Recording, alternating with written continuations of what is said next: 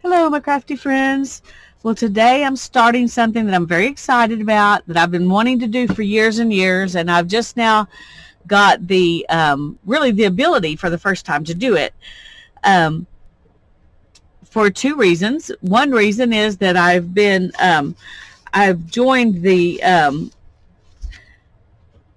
Livestock Conservancy group, the Shave 'em to Save 'em group in the Livestock Conservancy. I'll put a link in the description box so you can go and look at that. And what that is where people are raising breeds that are either they're in danger in some way of going away. Either they're critical or threatened or recovering, or there are several different groups in there. But if in this particular Shave 'em to Save 'em thing, what you do is you take 4 ounces of these breeds, and each one you do something with 4 ounces, some project. Now I'm going to start with fleece for almost all of them, maybe all of them, but at least most of them. And so what my project will be typically to spin yarn from the fleece. And you can start with the fleece like I'm going to do, or you can start with roving that you buy. Let me show you.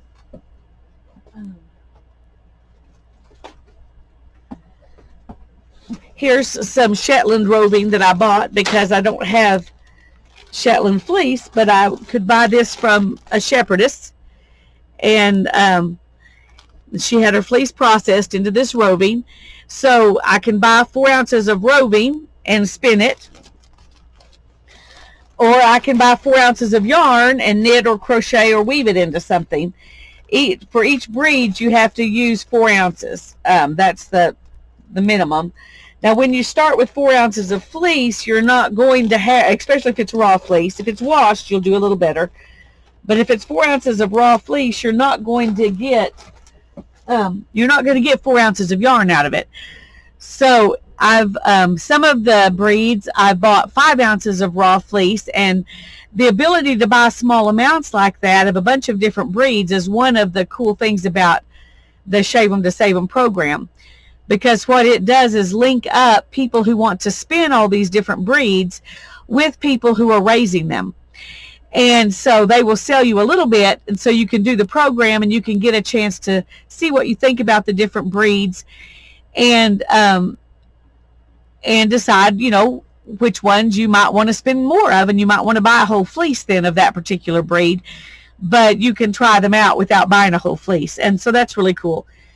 The other thing that I'm using to help me with this breed study is I'm going along with a couple of ladies, and their Wool Spin Yarn is the name of their YouTube channel that they each have their own YouTube channels, and they put them together to make a new YouTube channel for a breed, specifically for a breed study. And one of the things they had was 2 different kinds of papers that you can. Now I printed these off on my butterfly tee and with avocado dyed papers, but there's one that the 1764 shepherdess does something called spin 15 a day, and this is her breed study sheet for that. And then this is the breed study sheet for Wool Spin Yarn, and I'm going to use part of this one and part of this one for mine, and so that's why I printed them both off. So I'm working, I'm going to be spinning along with their breeds in the order they're doing it in. And the first one they chose to do is Romney, and that's for August. So that's what I'm going to do first, is Romney, and I have Romney. Hannah and I bought a fleece, a Romney fleece, and gave her half of it as part of her birthday present. And so you can see I've been kind of working on it already. I washed it, and I've been trying to learn how to comb it, and I'll show you that in a minute. But the fleece that we have has different colors in it, and that's a lot of fun. So you can use the really light stuff, or it goes darker and darker. These are really dark locks, they're a nice dark brown. You can see how crimpy that is. It's very nice. And then these are the really pale locks, like these two. And they're also very crimpy. But there's also some locks like this that the crimp is not as much, which just shows different areas on the fleece can be different. Now, there's not a whole lot like this. Most of it is like this because I imagine the places where the fleece grows like this are the places that got skirted when she skirted the wool before she mailed it to me. But anyway, this doesn't have as much crimp, but it's still real pretty and soft. And so this is what I've got to work with, and I'm going to show you how I'm learning to comb it in a little bit. But I wanted to read a little bit about the history of the American Romney sheep and show you some stuff in this book. This is a great book, and so I'm getting information from different places.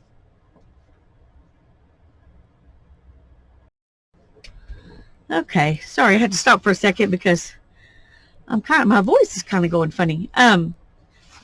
This is information I got off the American Romney Breeders Association, and I'm going to read parts of it. I'm not going to read it all, but I want to give you a little bit of history about this sheep and information about it. The American Romney traces its beginnings to the marshy area of Kent in England.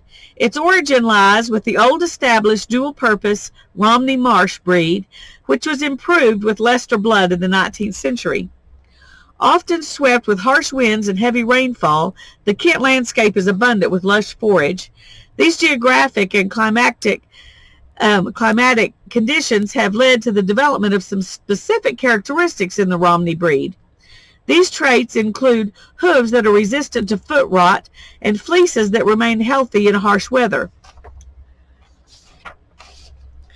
In 1904, William Riddell and Sons of Monmouth, Oregon, imported the first Romneys to North America, where their popularity increased rapidly.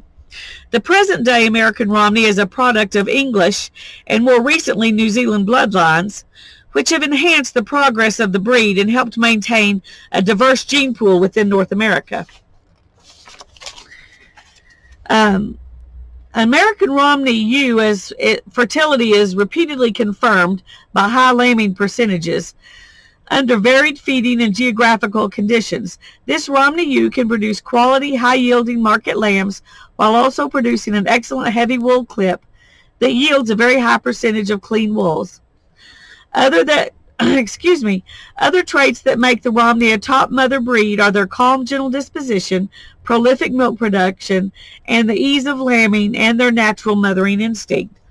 So these sheep are good mommies, and the Romney is a dual purpose sheep. It has wonderful fiber to spin, but it also is a good meat producing sheep.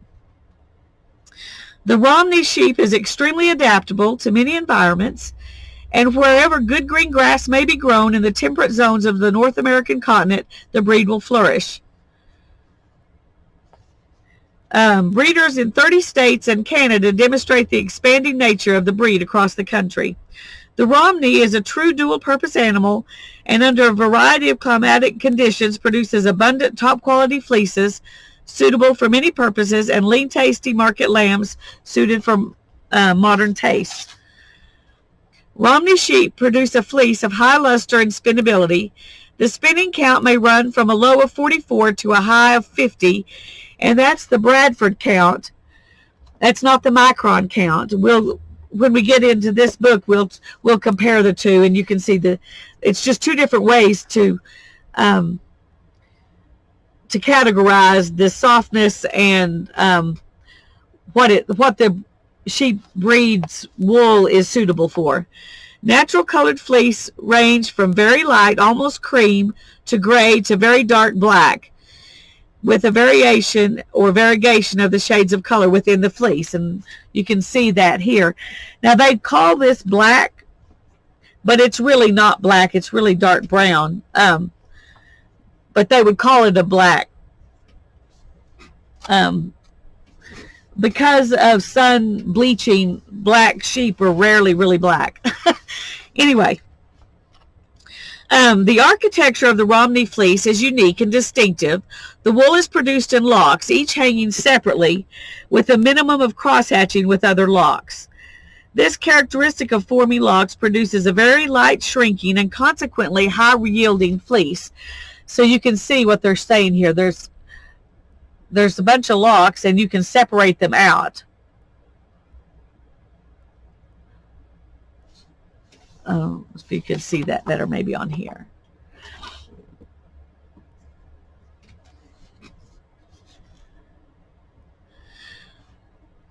Whereas the value of a fleece depends on its clean wool content, not on its grease weight, the Romney is one of the heaviest wool producers of all breeds. The Romney has evolved as a pure breed for over 250 years. Many breeds of sheep developed in this century, such as Copworth, Perrindale, and Rommeldale, owe much of their genetic parentage to the Romney. Commercial sheepmen find the Romney valuable in their crossbreeding programs. Their excellent mothering traits and good meat conformation make them equally useful both as a sire or a dam breed. Okay. Is that everything? Yep, I guess it is. Okay. I'll put this aside. I don't want to lose it because I'm going to stick it in my book. Okay. And I'll put these aside as well. Now I'm going to show you in here. This is a picture of a Romney sheep. This is a white one, obviously. They do have Romney sheep that produce very white wool, so it's not all colored. And for when you go to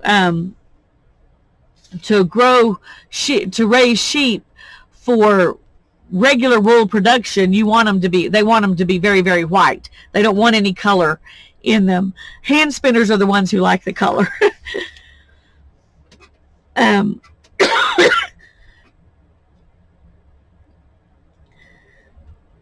Okay, Romney is generally a good felting wool, but because of the range of qualities possible within the breed, the speed of felting and the results depend on the individual fleece. The finer Romney fleeces are less likely to felt well.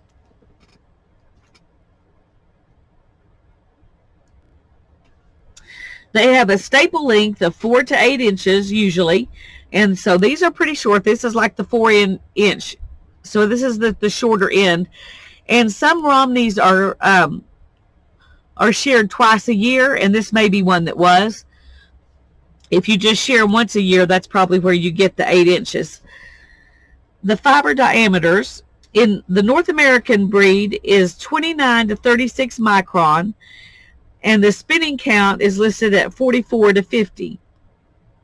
But the micron count suggests 44 to 54. And so, and that's the 44 to 54 is the Bradford scale, and the 29 to 36 microns is the scale that most of us use. Okay, it says here that the lock characteristics hangs in distinct locks. The crimp is bold, uniform, with consistent quality throughout from butt to tip. If this is the lock, this is the butt end. That's where they sheared the sheep. This is the tip end. This is what was on the outside. Same here. This is the butt end where they sheared the sheep, and this is the tip end. And the same thing here. You can tell the tip ends. Of course, this is where it was sheared last time, you know. So it says the natural colors are white, black, gray, silver, and brown. This fleece takes dye well and clearly. Yellow staining or brittle sun-bleached tips may affect the dyed colors. Consider over-dyes on all the natural colors. And I think over-dyeing it would be real pretty, but it's so pretty just like this. I've got enough fleece I may over-dye some, but this batch that I'm doing for the breed study, I'm not going to over-dye. Fiber preparation and spinning tips. Card, flick, comb, or spin from clean locks. So you can spin it just about any way you want to. I'm combing mine because I found an inexpensive pair of what do you call 3D printed combs, and I'm trying them out. And since this is a medium grade wool, I can use it on these. If it was a really fine wool, I wouldn't be able to use these cards on it, and I'll show you those in a minute. But or it says, or because of the low grease content, spin a freshly shorn fleece in the grease. On dark fleeces especially, watch for sunburned tips that can break off and make lumps. I don't mind, the tips don't really break off. I haven't had that in this fleece. I have a Jacob fleece though that has tips that break off really bad. So when we get to that fleece, I'll show you that. Okay.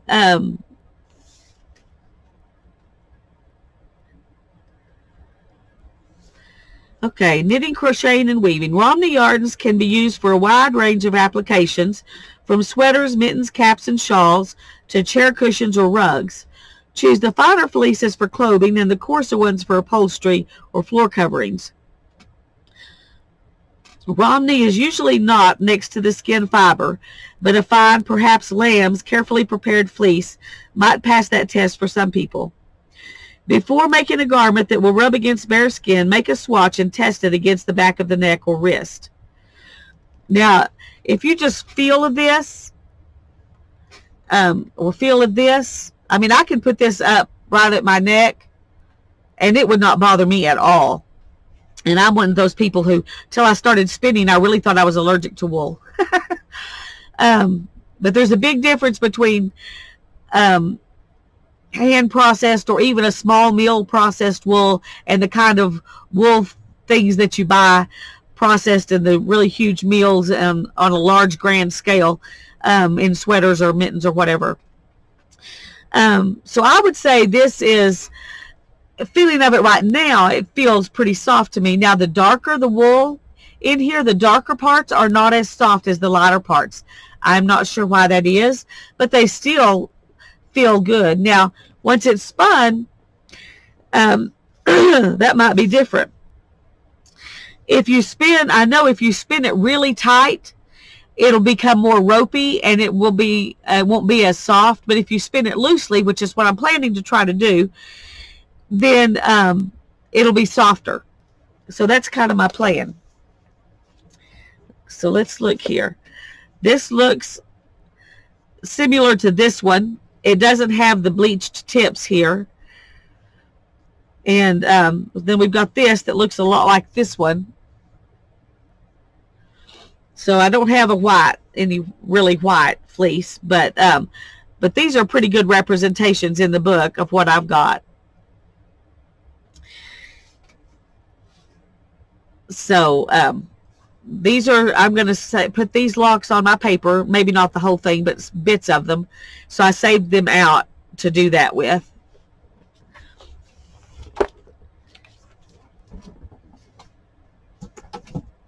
Now I have combed these bits here, plus some more in here. And I'm not sure how much that will come up to, as far as weight. But I'm going to comb another batch to show you. And then I'm going to spin this, and whatever this weighs, I'm thinking it'll be about 2 ounces, but I'm not positive. Whatever this weighs, that's what I'm going to spin for my breed study fleece. Yarn.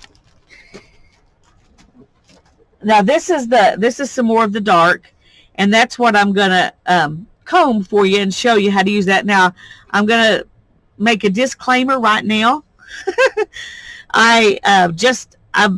This is literally all I have combed using these combs. So I have not had them, I've only had them a few days. So my technique will not be good technique probably. And these combs are not representative of the expensive combs that you can buy. These were 3D printed, and I'll put the company, just in case you're interested, in the description box. Good and Basic, I think, is the name of the Etsy shop. But what it is, it's a 3D printed handle and then nails, a specific size nail. And I got the kit, so they sent the nails along with the handles. You can just buy the handles and put your own nails in there if you happen to have your own nails. But I didn't have nails like this, so I went ahead and bought the kit. And it's funny because when these nails here went in really easy, and they kind of would slide back out, so I had to glue them in. These I literally had to beat in with a hammer because they did not want to go in at all, and it was that way on both of them. And I was really worried I was going to break it because I had to put it like this on a table and hold on to this and hammer as hard as I could to get these nails in, but it did not even budge. I mean, that's pretty sturdy. It's not as pretty as wooden ones or the but these cost $25 for this kit, and a set of hand combs, nice pretty wooden hand combs, would cost you anywhere from $130 to several $100s depending on which kind you got. So I decided it was worth the chance of wasting $25 to see if I could comb some wool. And I'm glad I got them because I can see that they work fine for Romney. A really fine fleece they probably wouldn't work well for, but they work fine for what I'm doing right now. And I have an idea of something else that I can use, but I haven't got it put together yet for a finer fleece. But this is what I'm going to use for the Romney. And I'm going to pause for a minute and adjust the camera so that I can show you how to do this. So we'll be back in just a minute. Okay, this setup is not really perfect. This is not as sturdy as some other table, but it's the only place I could do it within reach of my camera. So what I did was clamp one down here. So I'm going to use these like a comb and hackle set. You can use them by holding one in this hand and one in this hand and going back and forth like this. But I think that would be dangerous for me. Plus, this is easier on my hands to do it this way. So this is the way I'm going to do it. And like I said, my technique, this is not a tutorial because I don't know enough about this to have good technique. But you can put them on like this. And when you've got locks that are easy to find the ends of, you know, putting them down on there like that is a good way to do it. A lot of them, after I washed them, the locks were not that easy to put on. So a lot of it I did a different way, which I'll show you that too, just in the interest of full disclosure.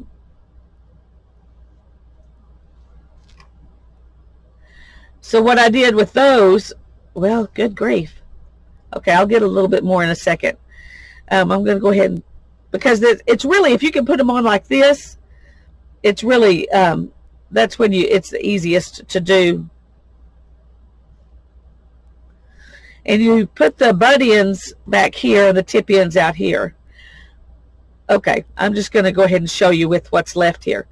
I just took it like this and just loaded it like this. Now I'm going to tell you, when I start doing this, it's going to look more dangerous than it really is. I have not even come close to hurting myself, even though I don't know what I'm doing. I wouldn't let a child do it, but but it's not, I'm not going to come as close to hitting my leg as it's going to look like. So I'm just warning you in advance that it will look scarier than it really is. And you just come here and start pulling down pulling the fleece through. Now you can see how puffy this is back here. As I go through several passes, it'll be tighter and tighter against the tines, which means that I'm getting better and cleaner fleece. Now one thing that happens is that if you just do this, you're going to catch this back on the tines here, and it'll pull it off of this comb. So I have to, once I get some on there, I kind of have to hold this back like this,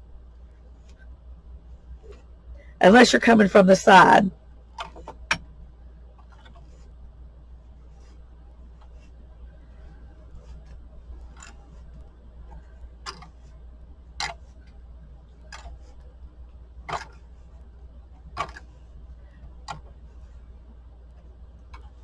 Okay, now this is waste,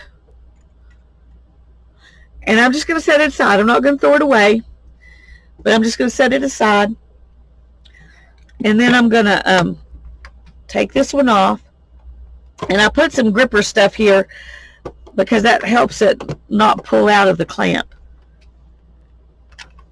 Okay, and then you do the same thing again. And you can do this as many times as you want to. I usually do it 3 times before I pull it off into roving. And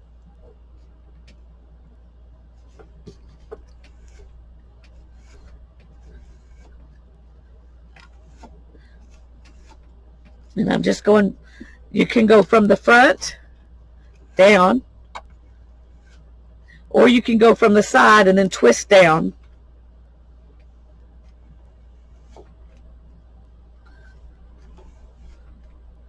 You just do whatever it takes to get it off. There's some vegetable matter. A lot of your vegetable matter comes out as you do this.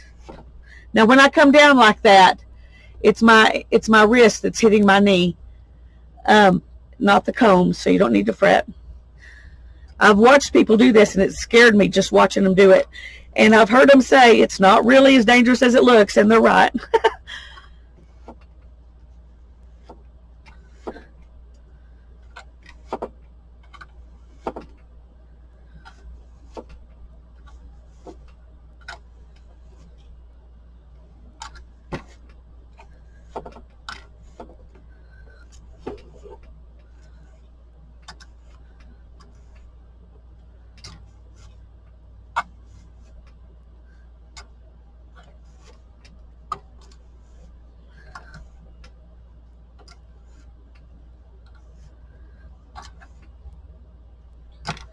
Like I said, go to somebody else if you're wanting to learn how to do this, somebody who has better technique than me.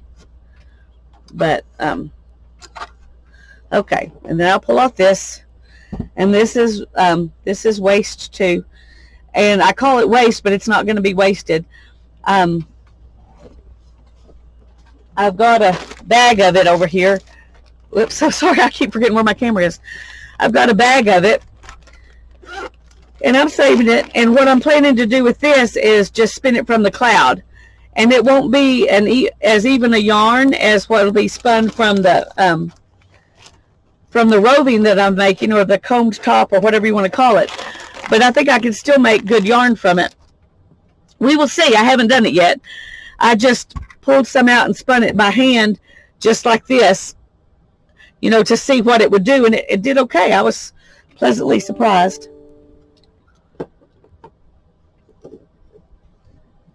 Okay, you see how close this is to the tines now? And it was real bushy the first time. Okay, come on.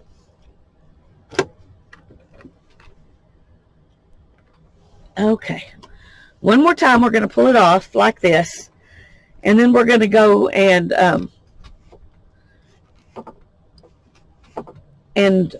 pull it off. That's a piece that's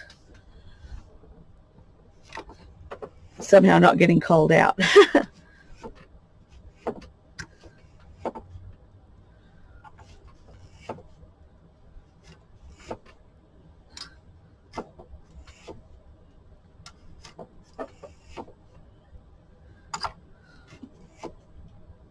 I don't know how well y'all can see what I'm doing. I don't have fancy camera angles to show you from the side. I wish I did, but I don't. Whoops.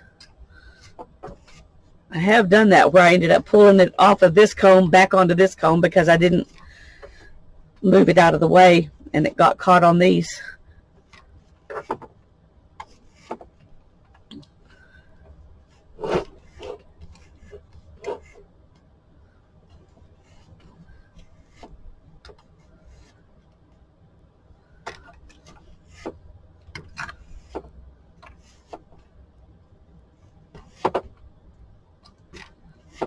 By the time you've gone through this 3 times, you've got it pretty pretty clean. That's one of the nice things about combing it, your fiber, is then there's very little vegetable matter left in it by the time you get this done.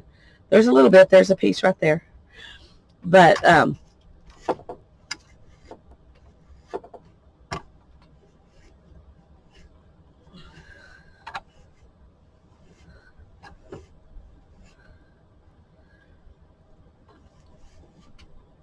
there's some right there. If I'm not careful, it'll come right off in this.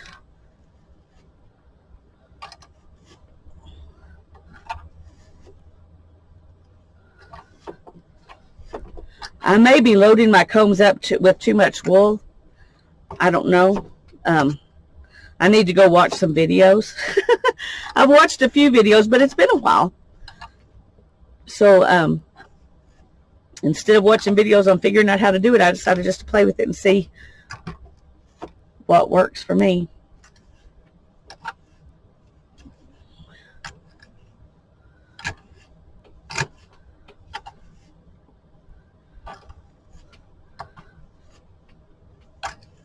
Okay, I think about got all that's going to come off of that. So we're going to take this bit, put it in our bag. By the time you get to this point, this is pretty clean too.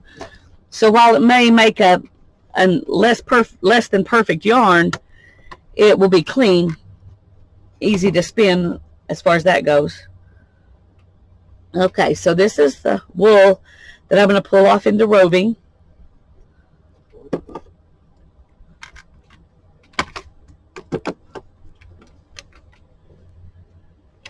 Okay. And what I'm going to do is just find a place where it pulls easy and start pulling.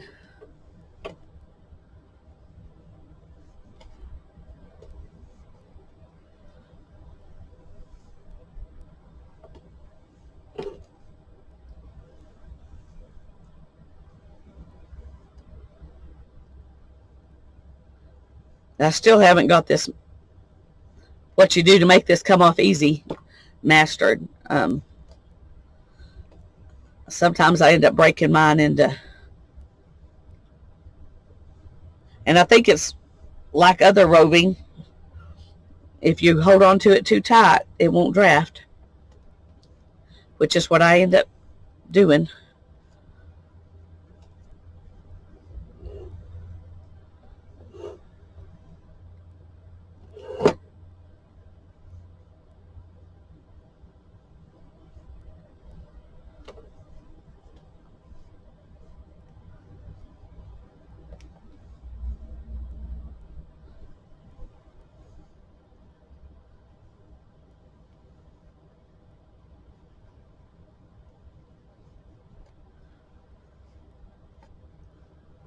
Well, this one's, of course, since I'm making a demonstration, this one's coming off the least good of any of them I've done so far.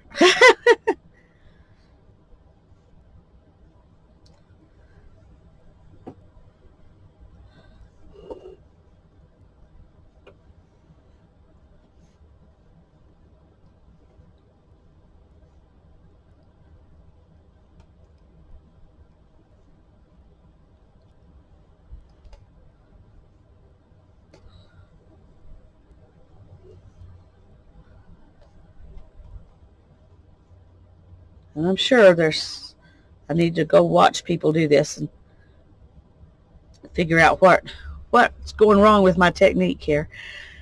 And it may just be that this is really, whoops, you know, too short of a fiber to really do this well. But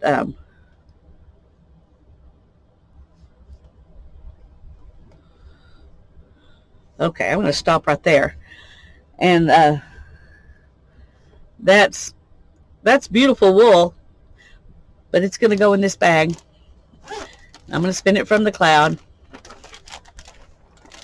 I may do both skeins of yarn before we finish with this so you can see them both. Okay, so I'm going to come back to the beginning here. And what I'm going to do is just kind of stretch it out so that it becomes more uniform, and not so bumpy. Say like that. Okay. And then I'm just going to roll it up.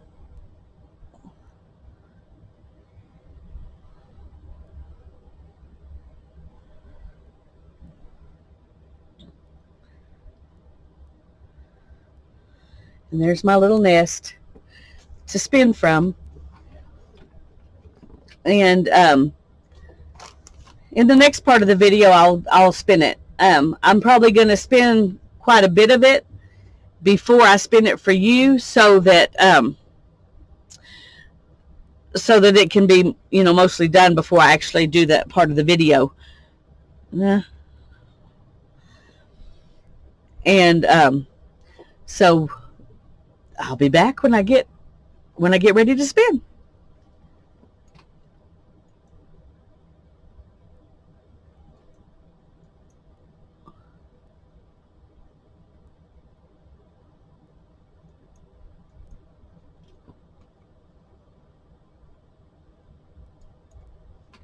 Okay, what's going on here?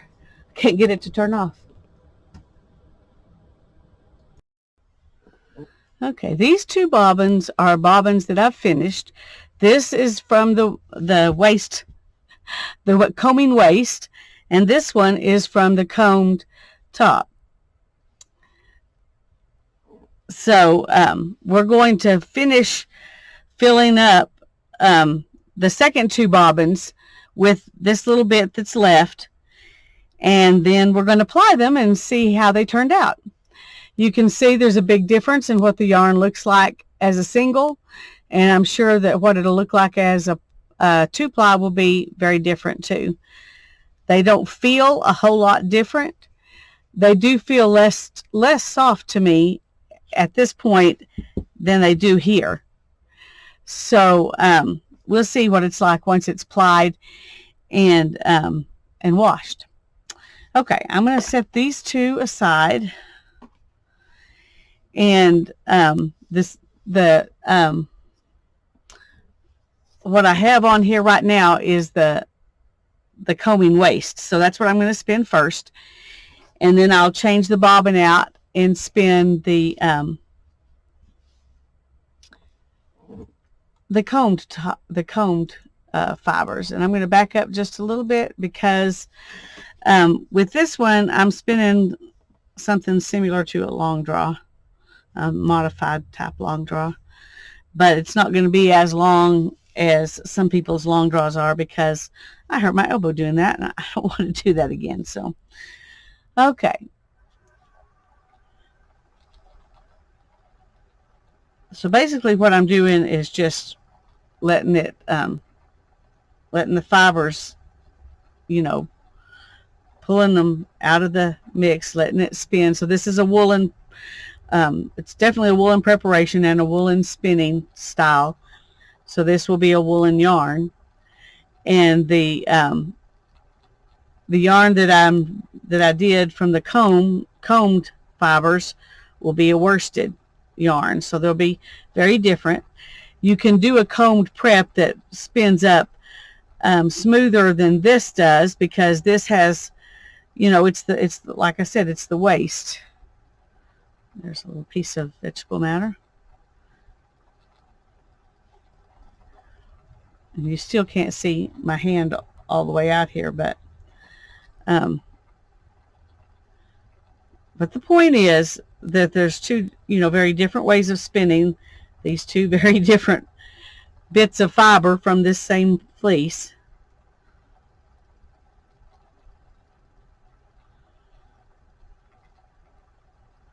And this is just spinning it from the cloud, I guess you would say. It's definitely not in any kind of organized manner.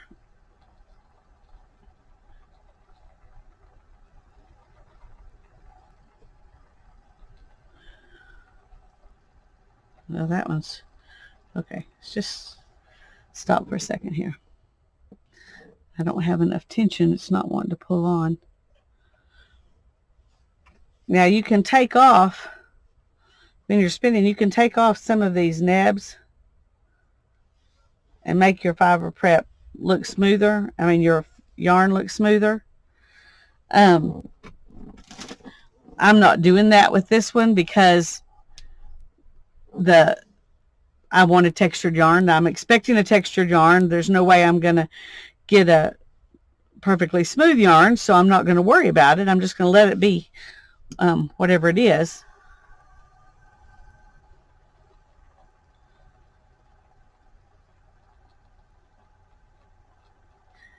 I'm hoping it will look nice once it's plied, but we'll see.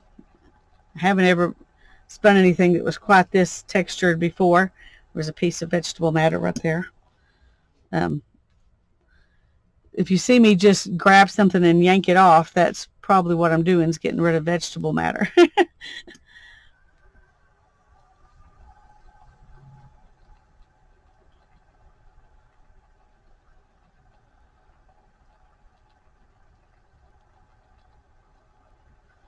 Okay, that time I'm going to go ahead and take that off because it wasn't even connected well.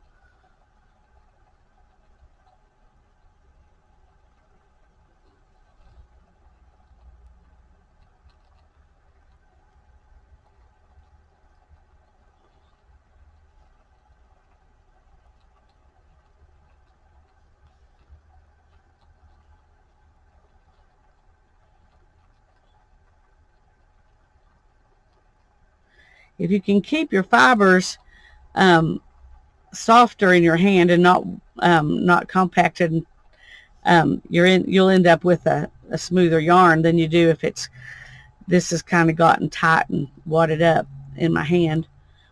But I've never spun from this kind of preparation before, or this leftover from another preparation kind of thing. But I do think it'll be interesting to, like in a tapestry, it'll make good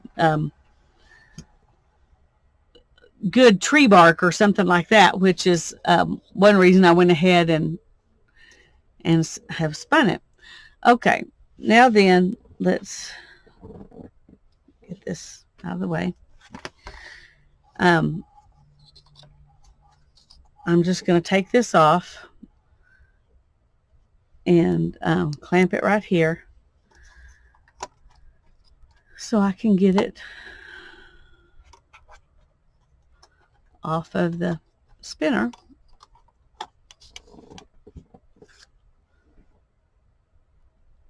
And we're going to put this one on.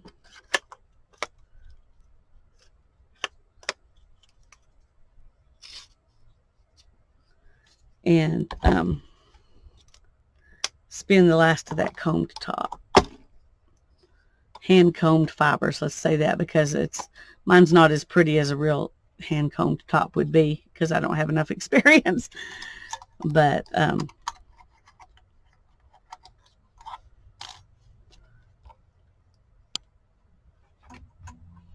it's definitely a different spinning style than, whoops, sorry.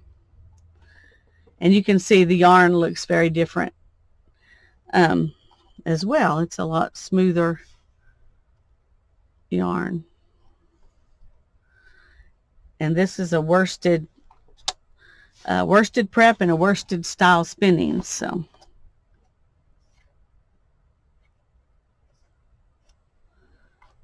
okay, let me turn the air conditioner a little bit here.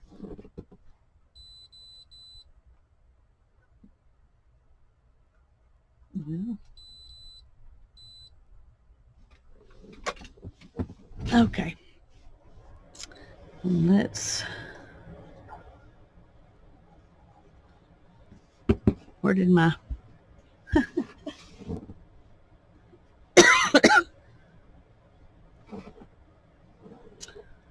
I guess I didn't bring that out here with me, my clamp. Anyway, we'll just set that down there and I'll show you this. This is my combed fibers. And I'm mostly trying to get this where it's attenuated to it's similar all the way down instead of thick and thin through there. So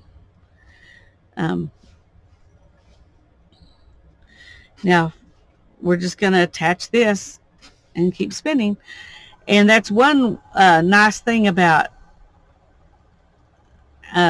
spinning, is that you can, if you have enough bobbins, you can spin several projects and just go back and forth between them, especially if you're a not how do I say that? If you basically spin the same thing the same way most of the time, you're not worrying about okay, what speed was I spinning that on? How tight was my tension? So that you can do it the same. If you just pretty much do your yarns the same all the time, then you don't have to worry about that. Or you could write down, you know, where you had it set and all of that kind of stuff.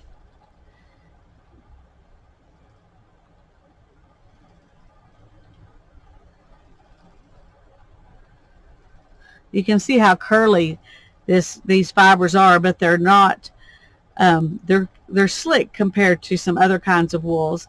They don't catch each other quite as well as a finer fleece would.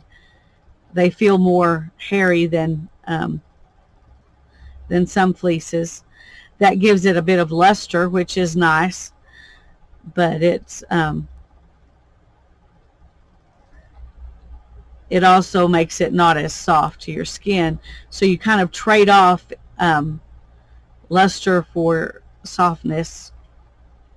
This is a medium wool, and we talked about that earlier. It's been a few days since I did the earlier segments, so I forget a little bit about what I might have talked about.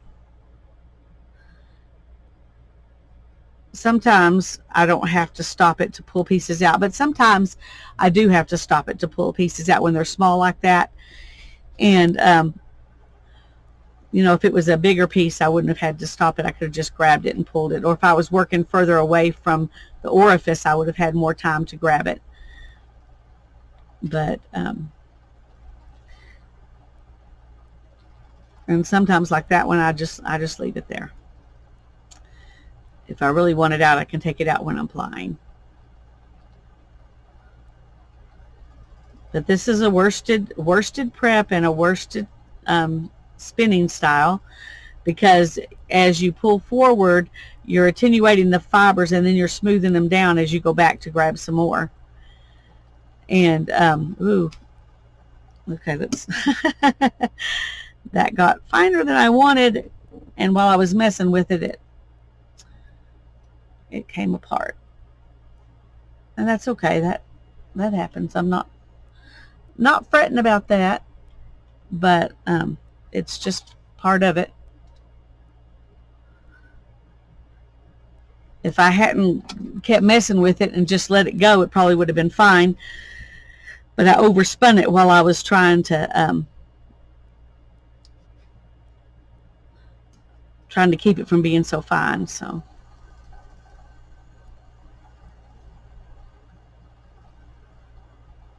we don't have a whole lot here to spin, so I'm going to spin this much, and then I'm going to ply these together, and I'll just show you part of the plying process. I'm not going to make you watch the whole plying process, but plying does go a lot faster than spinning. And I told you earlier, my hope is to spin a little bit underspun and a little bit under plied, so that it will be softer than if I spun it tight and plied it tight. So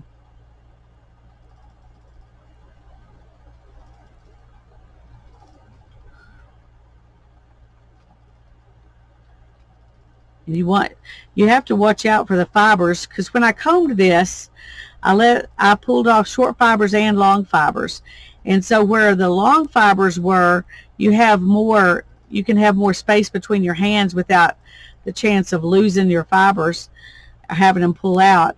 But when you get down to the short ones, which is where I'm at now, you have to have your hands closer together to keep it stable, because the length of each of the fibers is shorter So your drafting zone has to be shorter. Some people they stop and they don't even spin the shorter fibers with the longer fibers. They just take off the long fibers and then card up or use the shorter fibers separately. And I didn't do that. I just carded pulled as much off of the comb as I could, and just trying to keep in mind the fact that I don't have as long a drafting zone now that I'm down to these shorter fibers. The yarn itself won't look any different between short fibers and long fibers. It's just how much space you got in your drafting zone and how careful you have to be when you're working if you've got the shorter fibers. Some fibers, like when we were spinning the waist, the combing waist, there was lots of short fibers in that, and I just let them all catch on each other in that woolen spin, and that's one reason why a lot of short fibers get spun woolen, because they grab onto each other, and you just let the twist go into the preparation, which if you're spinning worsted, you don't allow the twist to go into the preparation. And come on. Okay.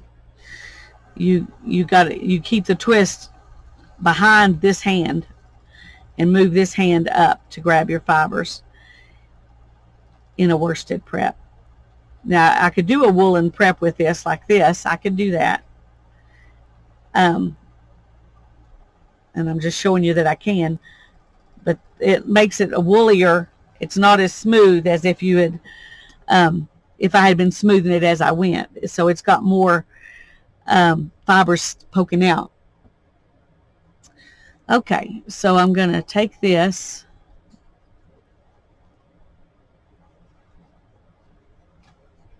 and well, I'm going to have to steal that one for a minute.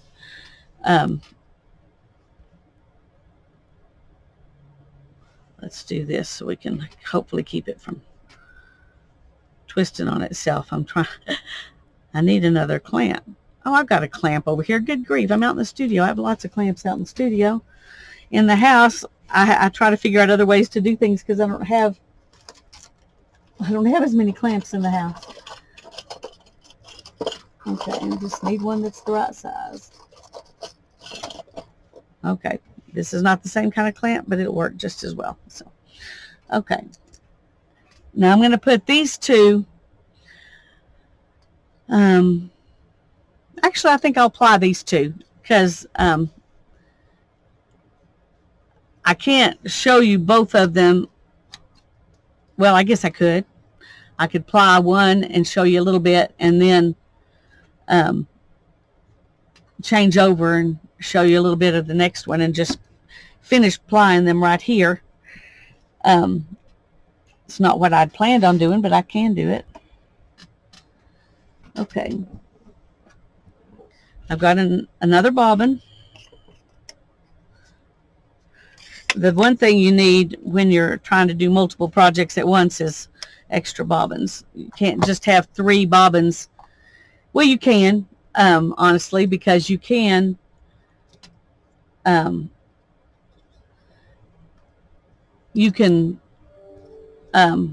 wind off your singles into a ball or onto a storage bobbin, and then if you've only got 3 bobbins, you can still do multiple projects.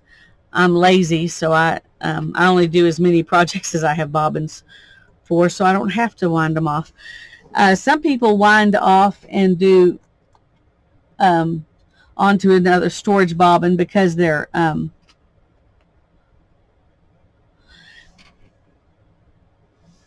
they do that too. Now I've got to change I've been spinning in the Z direction. Now I'm going to change it to the S direction to ply. And I just do that with this button right here. And I've got to get some twist in my leader yarn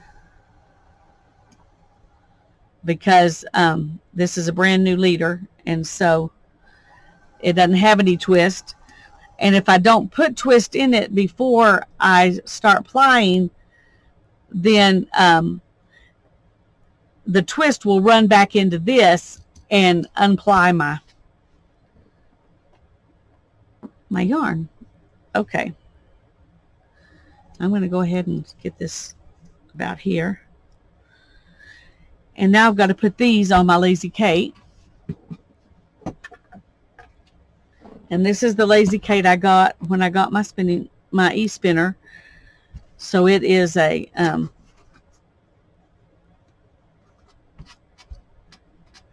think it'll be all right.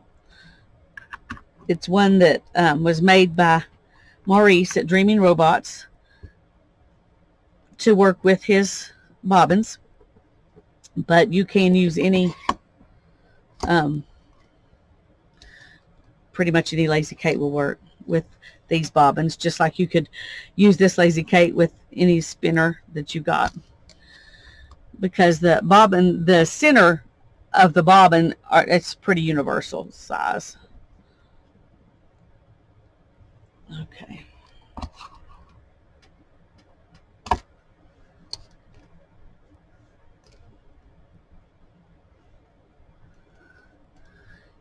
Okay. I'm going to put this over here, and that'll keep it from hopefully sliding off, tipping over. I may need to put something to weight it down. We'll just see how it goes. Usually when I'm plying, I've got more space between my stuff than I do right here. But we're gonna give it a go anyway. Okay, so I've got my 2 singles, and I'm just going to pull them through here like this.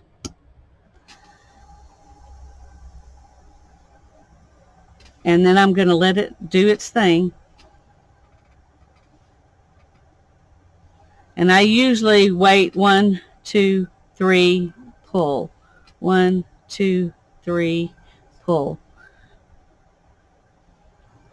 And I just try to keep that, and that seems to be, for most of my yarns, that works out fine.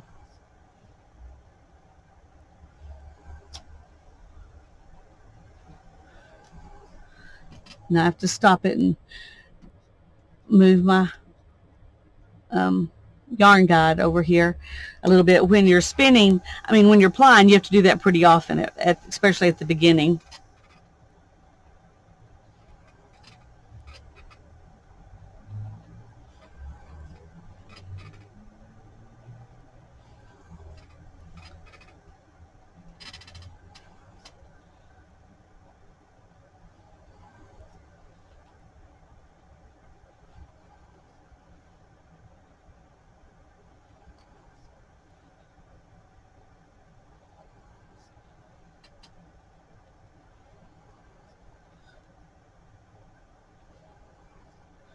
And you just keep going like this until you get it all done.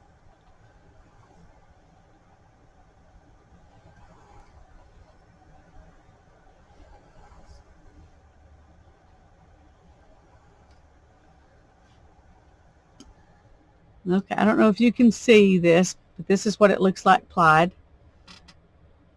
So it's a very textured yarn, but it'll be a stable yarn. Okay, I'm going to pause and finish this up, and then put the other, the worsted prep on, and show you a little bit of plying that. Okay, here's the 2-ply yarn. Wait, let's see if I can get it to focus just a little bit.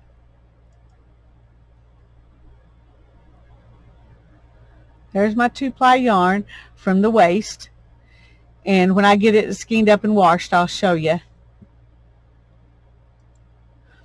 And this is, I think this was about, it was almost 2 ounces. And I think this is about 2 ounces. So we ended up, I'm not positive, but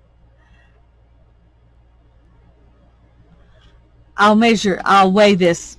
I just remembered that I didn't weigh it I was weighing it on here to see if I had equal amounts before I spun the last little bit of the second single, to know which one of the singles I needed to put that last little bit on.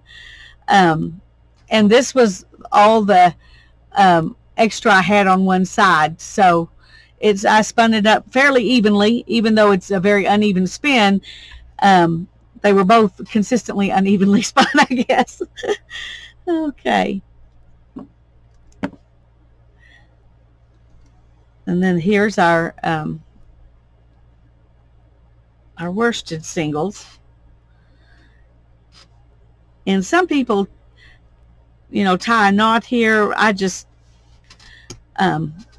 go ahead and let it spin back on itself.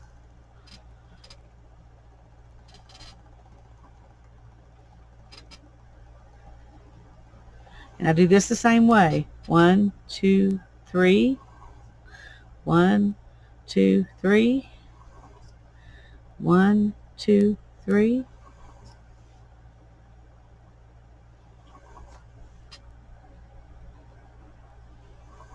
And one reason I do this and run my hand back down it is because I can feel any vegetable matter that needs to be taken out when I do that. And sometimes it just knocks it out to run your fingers along it.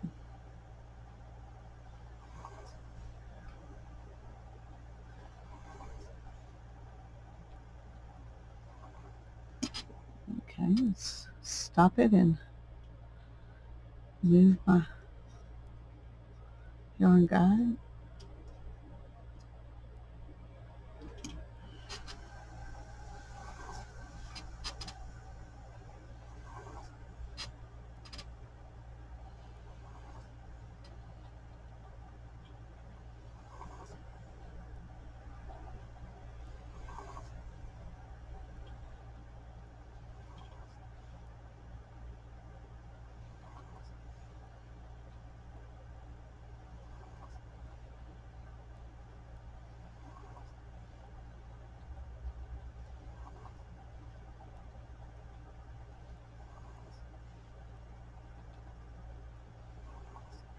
You just keep doing this till you run out of yarn.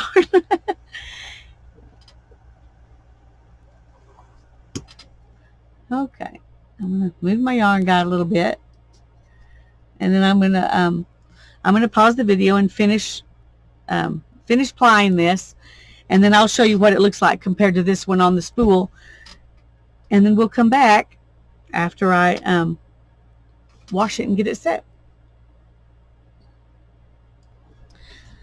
Okay, here is, let me see if I can get closer so you can see these really good.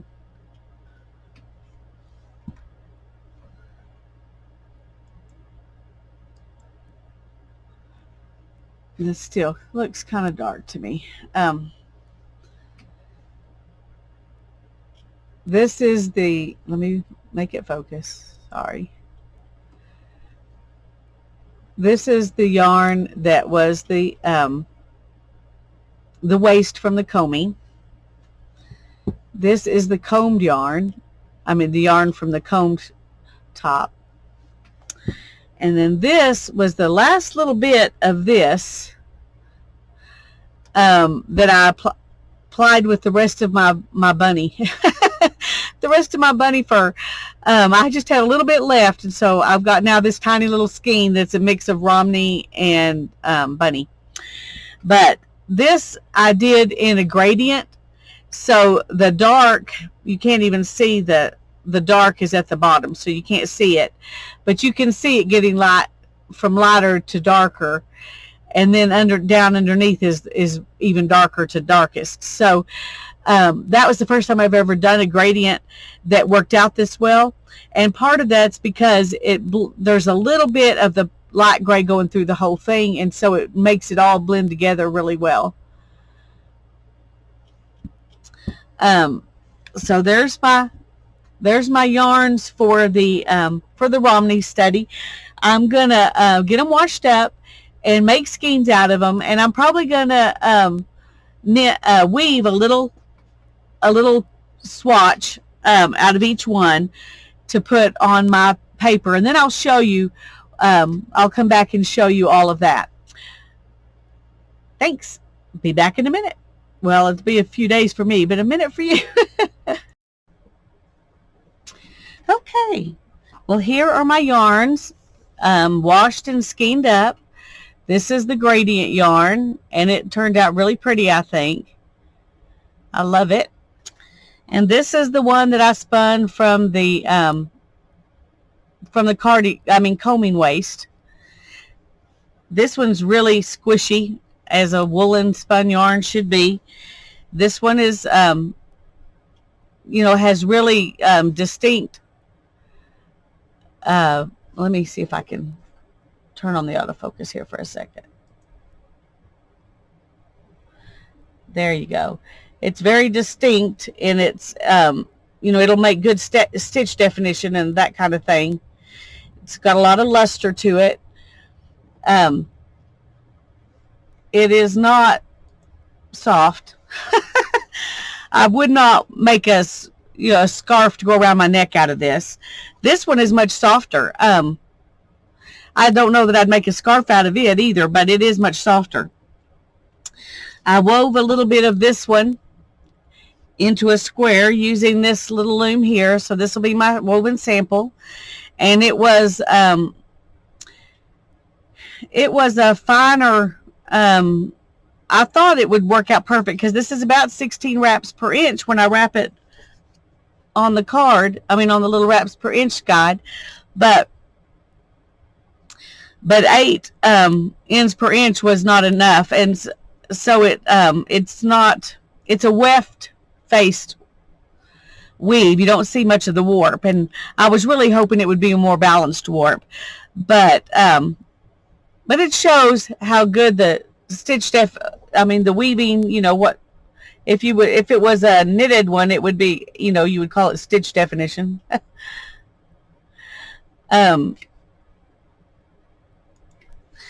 then this one, I was afraid I might break the little tines because this yarn is thicker. It's kind of thick and thin. So I just made a little cardboard loom and wove a little bit of it.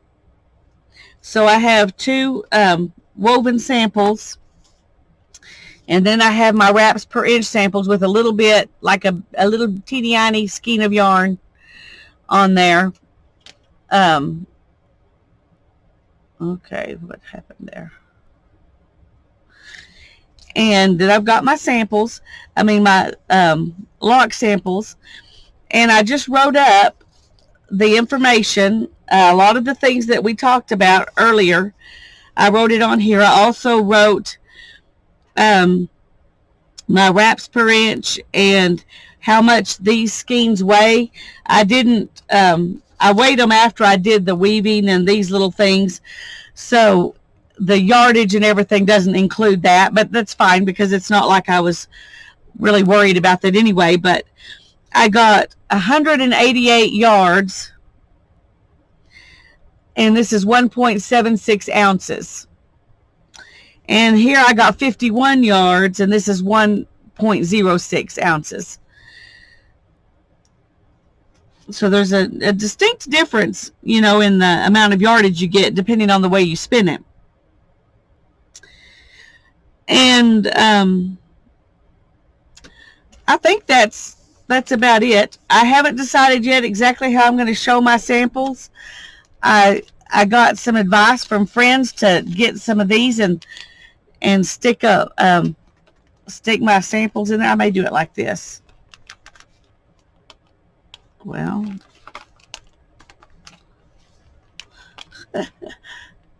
this is not, there we go. Just to put everything in, and put these woven samples in here too.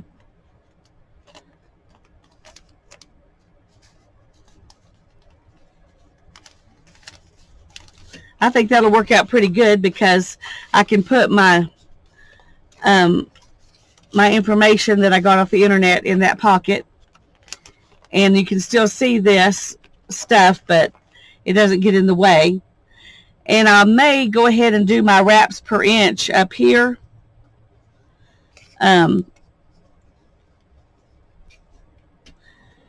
Rather than sticking them in here, just because I've got that spot there. I'm